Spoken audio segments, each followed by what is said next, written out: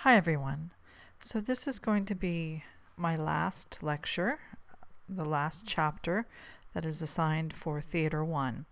And this last chapter looks at contemporary theater, mostly in the US, but I'm sort of saying contemporary theater in the US and beyond, partially because I'm going to allow it to segue into the final play that we're looking at, which is Ubu and the Truth Commission. So within the U.S., really theater today is, if anything, it is completely diverse. Our textbook, Edwin Wilson, in the textbook The Theater Experience, points out that theater in the U.S. is resilient, and what he means by that is really that over the past several decades, the arts in general have had major funding cuts. The National Endowment of the Arts was a major funder of theater in the 1970s, and then in the 1980s and early 90s there was massive cuts, especially to live performance, and that was part of the culture wars of the sort of Reagan years. The other thing that theater definitely encompasses is an array of multiple viewpoints. And I'll get a little more into that in a few minutes. But for theater in the US, we really have quite a number of categories of theater.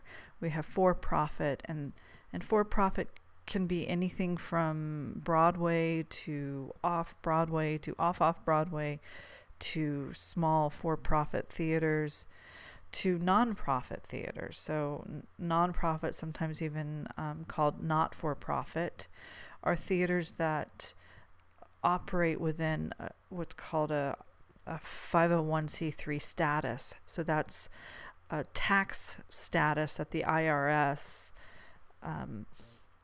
awards an entity if they meet certain criteria.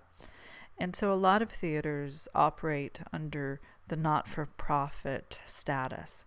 And then we also have educational theater, and educational theater meaning that theater that you can go to see at colleges, universities, even high schools producing theater. We have community theater, and community theater is a kind of broad term, but there is a movement across the U.S. that created, it was mostly in the 1970s, but it came out of another movement of little theaters. But so community theaters are actual entities that may have a professional staff but cast community members in the performing roles, or might be a combination of productions that are community based, meaning that the performers are community, and then they might also have a professional wing. So they might have equity actors performing. And certainly in our region, the Lewis Family Playhouse in Rancho Cucamonga, it has a combination of companies. There's a community theater company, there's a professional equity company, there's touring companies that come through, and so that particular facility that's owned by the city really offers all these different kinds of theater experiences for the sort of greater Inland Empire community. We have volunteer companies, and those can sometimes be anything from social outreach to groups that just are operating on what we call a shoestring budget. We have children's theater, or sometimes even called young people's theater. And certainly in almost every major city you could find children's theater or young people's theater. We also have regional theater. And so regional theater is usually not for profit and is professional. And there are some very famous regional theaters like Arena Stage in Washington, D.C., or I worked for a regional theater in Roanoke, Virginia called Mill Mountain Theater, And I'm pretty sure that the La Jolla Playhouse down in San Diego, or La Jolla, is a regional theater. And so regional theaters are usually very large budget companies, and they produce everything from well-known plays and classical plays to even new works supporting new playwrights. They're not so experimental, but are a little more established in terms of theaters. And then certainly in the US and Canada, Great Britain, we have Shakespeare Festivals, and we're even seeing Shakespeare being produced in places like Taiwan and China. And so Shakespeare has been an established form, obviously, for hundreds of years, but in the US we have festivals that have popped up in major cities. So Chicago, in Utah, there's a very famous Shakespeare Festival, Oregon Shakespeare Festival, the Old Globe in San Diego. There's a huge Shakespeare Festival up in Canada, and then Shakespeare in the park in Central Park, New York City. So Shakespeare festivals are certainly prolific throughout the U.S. and beyond. Then other kinds of theater that really exist and flourish today are non-traditional and alternative theaters. Now, this is really a movement that has come out of early 20th century modernism and movements within other art forms, such as expressionism. We've already looked at expressionism, painting, surrealism, Dadaism, futurism, Fluxus from the 1950s, 60s. And so these art movements have influenced theater, these experimental companies of today. And so we have within that realm of alternative theater, sometimes we call it non-traditional. Sometimes we might call that company or theater group avant-garde. Sometimes we might call it experimental. And then sometimes we may even label it postmodern. And those sort of all fit under this category of non-traditional and alternative theater. And we could trace a sort of lineage back to Antonin Artaud, who was a French surrealist who rejected realism in theater, and he actually founded his own theater called Theater of Cruelty. Now, he was a philosopher, so he wrote quite a bit about theater and this concept of theater of cruelty in a book called Theater and Its Double. He was interested in alternative staging and coined the phrase or wrote about this idea of no more masterpieces, meaning that the theater and audiences shouldn't see masterpieces anymore, masterpieces of the French stage, but should be challenged in terms of what they think, be challenged in terms of a live experience. And so he wrote quite a bit.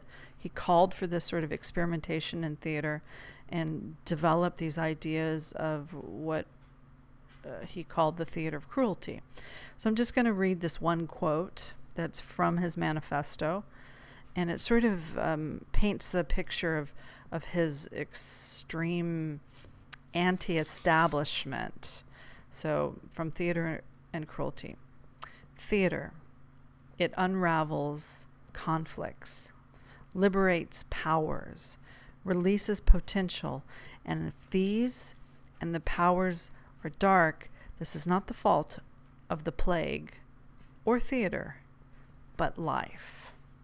So in other words, he was hoping that theater could unleash powerful, dark feelings, because what he saw was happening in the established theater is that it was very middle class, and people just sat back and were entertained and were not moved to any kind of political action. So certainly a theme of the early 20th century. And so in the 1950s and 60s, we actually have even more movements happening within the arts that affected theater through specifically like performance art and what are called happenings or events, as well as a real process of experimental theater. I've talked a little bit about like experimental acting, and then environmental theater. So one movement I want to speak about briefly is this movement called Fluxus out of the 1950s and the 60s. And this was a group of artists who were definitely influenced by an earlier movement, Dadaism. But this group, the Fluxists, they were interested in presence and time, but also in chance and in playfulness. Sometimes their work would manifest as objects or even postcards that would be mailed around the world, or performances, and sometimes they were about collaboration, and many times they were about this intersection of life and art. And so I'm going to just sort of briefly talk about this piece by Yoko Ono, who was a part of the Fluxus movement. And she created this performance piece called the Cut Piece. So she sat in this sort of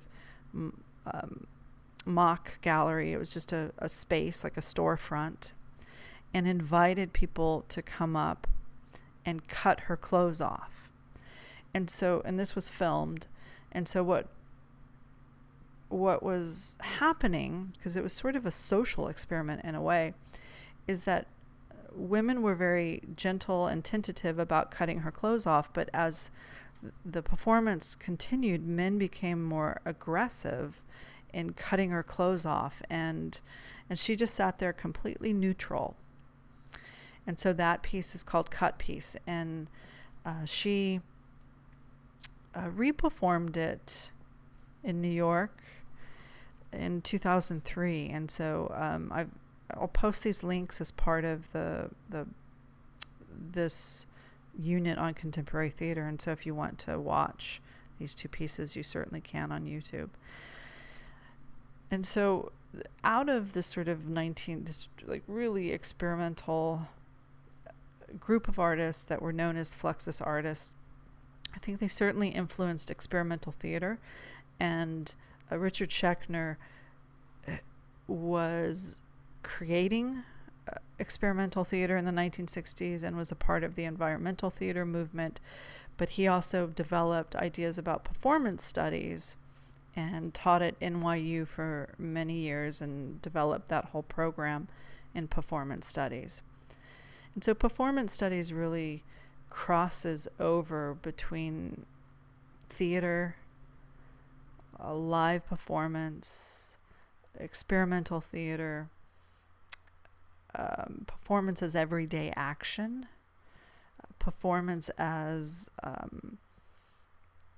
not just an illusion or what is considered theatrical, but performance, music, performance in an art context, performance in even a sports context, performance. So really, performance studies is a very larger discipline of thinking about the embodied practice, whatever that practice is, and the liveness of the performer, or the social context, or the political context. So all of these sort of critical theories intersect with performance studies. We've also looked at Mabu Minds as an experimental theater company, and Lee Brewer. And another New York artist, Richard Foreman, I actually worked with him after my undergraduate, I was a production assistant on one of his shows. And he started a theater company called the Ontological Hysteric Theater in New York City, and has just produced, hundreds of plays, written plays, designed them, directed them. And his work is usually this interesting mix of media, hybridity, and usually the themes of his work have to do with madness, psychology, as well as a lot of times technology or science. And so his work is usually very striking visually, because he sort of creates environments that are just a cacophony of this sort of madness in his own mind. And so I'll post a couple of a video about Richard Foreman, and a little interview with Lee Brewer also. And so here's an image from a more recent production that was considered a sort of film theater hybrid. Wake up, Mr. Sleepy, your unconscious mind is dead. You can sort of see the imagery and what is sort of a Richard Foreman-esque aesthetic is this relationship between black, white, red, and converging lines, and you can see poles in the back that are striped black, white, and then string that gets pulled around the space that has been kind of checkerboarded itself. And so Foreman really pushes an audience member's perception of space, almost like you're inside like an Escher drawing or something. So that's Richard Foreman. And then this idea of postmodern theater, and certainly Robert Wilson is sort of considered the lead forerunner or a grandfather of postmodern theater. So what is postmodernism? So postmodernism, as the film critic A.O. Scott writes, a cool, ironic effect, the overt pastiche of work from the past, the insouciant mixture of high and low styles. And so that was sort of what this film critic, how he described postmodernism. And certainly with Robert Wilson's work, you could see this cool, ironic effect. So his most famous work, or the one that sort of hit the world stage in a major way, was Einstein on the Beach. I'm going to post a little documentary about that opera. You don't have to watch it, but if you're interested in this kind of work, you may want to watch the whole thing, and it's quite interesting.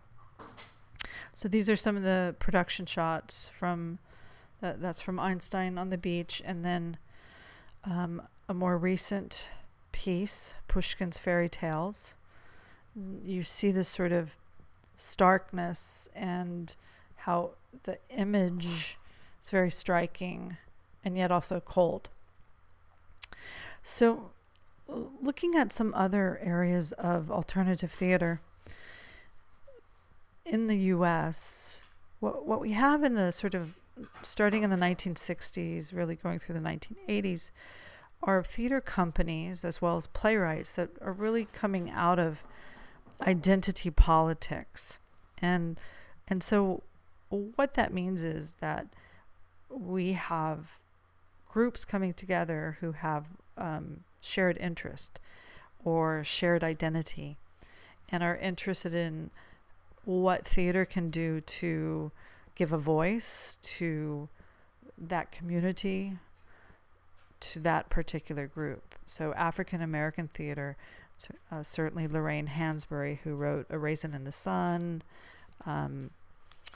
as well as To Be Young, Gifted, and Black, really important voice as an African American playwright. And then August Wilson, who, if you've seen the recent film Fences, it was a play first, also a very prolific African American playwright. But in the last, I would say, 10 or 15 years, we have a group of African American women playwrights who have written just some, not just impactful, but some of the pieces are cutting edge works. And so we have Susan Laurie Parks, who has won a Pulitzer for her work, Top Dog, Underdog, and has a recent production on Broadway called When Father Comes Home from the War. We have Lynn Nottage, who wrote a play called Ruined that also has won a Pulitzer. And then Lydia R. Diamond, who's a Chicago-based playwright. We also have Hispanic theater, also sometimes called Latino theater, that has made its mark in the American theater landscape, and certainly in LA with El Teatro Campesino and Luis Valdez's Zoot Suit that premiered in 1978 and just recently had its 40-year anniversary. And so they remounted the production at the Mark Taper Forum in downtown LA. I went to see it. Fantastic, really amazing production. Also in LA is a really famous Asian American theater called the East West Players that David Henry Wang, who wrote M. Butterfly, has been associated with. And so here in LA we have quite a rich history of these alternative theater companies. And then, of course, Native American theater. So Native American theater, the Native American Theater Ensemble was founded by, that's my dog, hold on. So the Native American Theater Ensemble, founded by Hene Gaigama, who teaches at UCLA and is a playwright himself, is probably the most sort of famous U.S. company. And there's companies both in Canada and the U.S. and playwrights who have made a mark within not just Native arts, but in the U.S. landscape. So I would like to read this quote by William Yellowrobe, who is a playwright, and the sort of, what he sees theater can do. Like, why do theater? So theater is a peaceful means of bringing about decolonization and justice for indigenous people, and to talk about issues like enrollment, blood, quantum, the environment. Theater gives us a chance to explore these topics without fear of retribution or violence.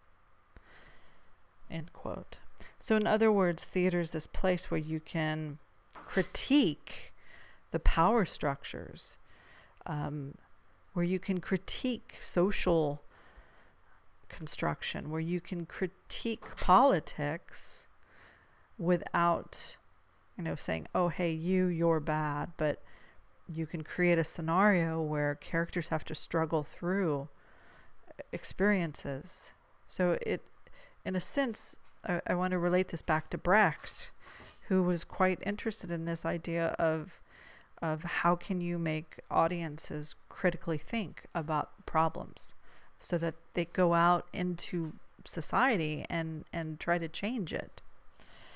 So other areas that consist of the American theater landscape. Go on. Go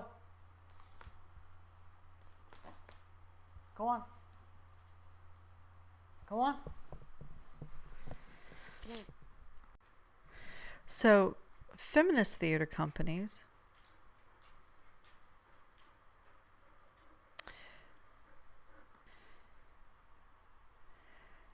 So feminist theater companies popped up all over the country in the 1970s. And some scholars have argued that there were at different times over 100 feminist companies, right? So at the foot of the mountain, one of the most famous in the Twin Cities, the Wow Cafe in New York City, Omaha Magic Theater, obviously in Omaha. But part of that legacy is that we have quite a collection of feminist playwrights from the 1970s, 1980s. And then today we have, I wouldn't necessarily call them all feminists in the sense that that's not necessarily where they're writing from, but we have an enormous number of women playwrights on the scene today. And when I say scene, being produced in regional theaters, winning Pulitzers, and really taking the American theater scene by storm. And so some of those playwrights are Sarah Rule, who wrote The Clean Room and Dead Man's Cell Phone, Annie Baker, who's won a Pulitzer, has written The Flick, Susan Laurie Parks, I've already mentioned her, Lynn Nottage, also mentioned her, Young Jean Lee, who has her own theater company and has written some really compelling work, Amy Herzog. These are just a few of the playwrights who are working today, writing some really great, compelling work.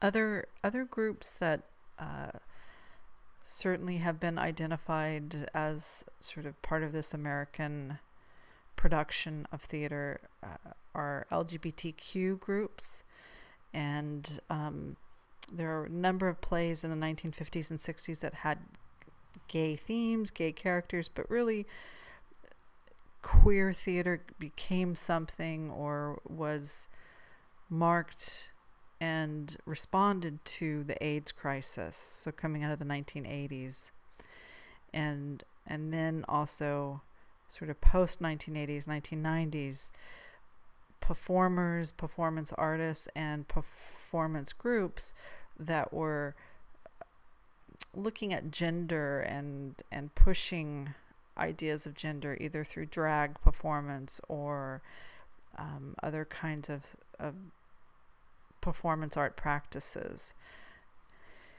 And then finally, I want to talk just briefly about political theater. So political theater, we can trace back really to Ubu Rā as a political play, but also to Bertolt Brecht's work, and he was influenced by Antonin Artaud, to work that in the 1960s and early 70s that was really geared as anti-Vietnam war plays. And so what political theater allows is a sort of both critique of culture and war, policy, nation states. All of these elements can be addressed through theater. And I will be posting a little snippet about Ubu and the Truth Commission, but your final discussion is about that play, and hopefully you'll be thinking about the politics of that play. All right.